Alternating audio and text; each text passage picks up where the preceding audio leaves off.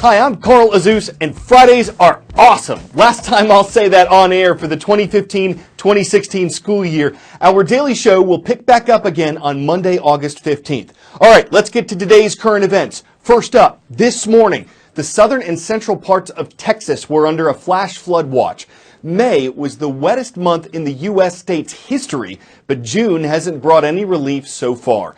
Rainfall of more than 2 inches per hour is in the forecast. The governor has declared a state of emergency in 31 Texas counties, and what that does is speed up assistance to the areas that need it most. The ground is already saturated in many parts of the state, so a forecast of more rain can only increase the threat of floods. For perspective, last month alone, Texas got more than 35 trillion, that's trillion with a T, 35 trillion gallons of rain. That would have been enough to cover the entire state with almost 8 inches of water, though the rain was concentrated in specific areas. Where's it all going? We've already seen the water come up, and actually the sheriff office came by and said, have you seen the water go down? Because we think that we've crested. No, it hasn't crested yet. It's still coming up. Now, let me get out of the way here. You can see behind me, this is the river. It's the Brazos River. We should be talking about a river that's about 200 feet wide.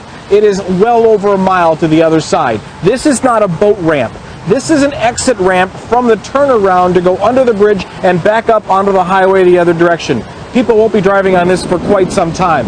The rain continues in places that have seen now up to 20 inches of rain just this month. So all this dirt that I'm standing on over here, I'm over kind of on the side, over by a fire ant hill, and the fire ants aren't that happy about this rain either. But all of this is completely soggy. Nothing that rains today is going to soak in. It's just going to run back off. This whole place is like a big concrete parking lot. When it rains, it runs off, and these rivers are still coming up. They will be coming up still for days. This rain doesn't stop until Saturday afternoon, maybe Sunday. We're watching upstream because all that water has to run back down right here. Some residents of the city of Fort McMurray, Canada, have begun returning home. Last month, a massive wildfire forced the evacuation of 80,000 people in the area.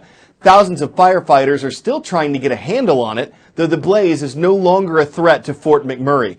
The fire destroyed about 10% of the city, at least 2,400 buildings or homes. Not everyone in Fort McMurray is allowed to come back yet. Authorities say debris from the fire has to be removed before some homes can be occupied. Many are still intact, but some residents don't know what they'll see.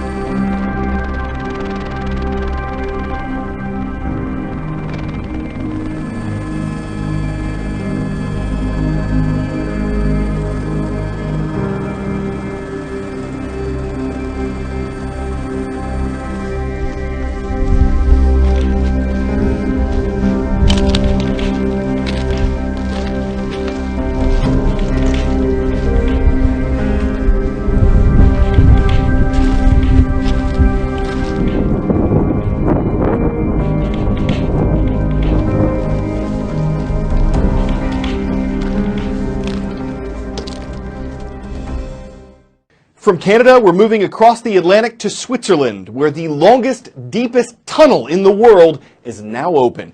It's named the Gotthard Base Tunnel. It's 35 miles long and runs underneath the Swiss Alps. In some places, it's 1.5 miles deep, and the trains that traverse it hit speeds of up to 155 miles per hour. Will it save time? Yes, officials say trains will be able to get from Zurich, Switzerland to Milan, Italy about an hour faster on this route than trains on other routes. Will it help in other ways? Yes, officials say freight will be moved more quickly, more efficiently, and more reliably. What was the cost? The tunnel took 17 years and $12 billion to build. About 2,600 people worked on it along the way. Thank you for all of your roll call submissions this school year. We received more than 100,000 requests. The last 3 schools we'll mention start with Avon Grove Charter School. It's in West Grove, Pennsylvania, the home of the Wolves. Moving west to Charlotte, Michigan, hello to the Orioles. Great to see everyone at Charlotte High School today. And in Big Sky country, the community of Big Sky, Montana, we totally dig the miners of Ophir Middle School. There are a number of ways scientists can measure air quality. Monitoring stations can keep track of the air in one specific place and detect any changes. Trucks loaded with mobile instruments can be sent to different areas, measuring carbon monoxide and ozone levels. And satellites can track pollutants and how they move over a city. There's another way to measure the quality of the air, though, by flying right through it. 0600 hours, NASA prepares to fly. A beautiful sunrise masked by a lingering haze. One of the reasons this DC-8 jetliner is here in South Korea. This flying laboratory will find out what pollutants are here, who's causing them, and how they can be measured more accurately from space. 8 hours flying the length and breadth of South Korea, over cities, mountains and sea, collecting and analysing data. The equipment on this flight may be state-of-the-art, but the plane itself isn't. It's almost half a century old. It first flew back in 1969, I'm told, as part of the Alitalia fleet. But as you can see, NASA has completely refitted it to suit its purposes. 25 different instruments for measuring pollution and 34 scientists. All of them excited to be part of this mission, a joint study with the South Korean Environment Agency. Well, I don't think it's a discovery, but the air here is pretty dirty. We kind of knew that. South Korea has long blamed China for much of its pollution. So-called yellow dust is known to blow in from deserts in Mongolia and northern China, picking up some pretty toxic hitchhikers along the way. But fine dust particles, very detrimental to your health, may often originate closer to home. The flight we're on today, we've seen some of the largest pollution that we've seen the entire campaign. And most of that is coming from local sources.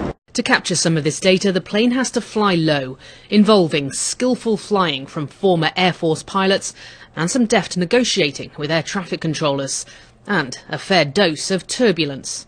It's not every day you fly just a few hundred feet over the centre of a 10 million strong metropolis. South Korea ranked 173rd out of 180 countries in terms of air quality in a recent study by Yale University, but this year's Environmental Performance Index underlines the fact it is a global problem, saying more than 3.5 billion people, half of the world's population, live in nations with unsafe air quality. As more than one scientist on board told me, at least South Korea is acknowledging there's a problem and opening up its airspace to NASA and its expertise.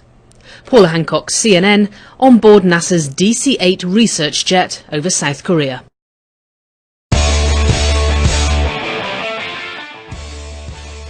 We're not going to run away without a look at, let's call it lighthearted news, or in this case, light-footed.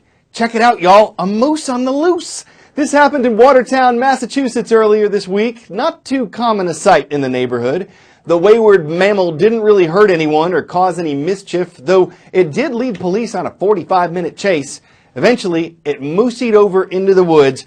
It must have realized its mistake and decided to hoof it. Maybe it wasn't having fun in the forest. It wanted to stretch its muscles or look for something more amusing, but straying into the suburbs probably wasn't the antler. My name is Carl, and I'm Azus on the Loose. We'll see you again on August 15th. Please keep up with us over the summer on Instagram, Facebook, or Twitter. I'm at Carl Azus CNN. And thanks to the millions of you who've watched worldwide in this extraordinary year for CNN Student News.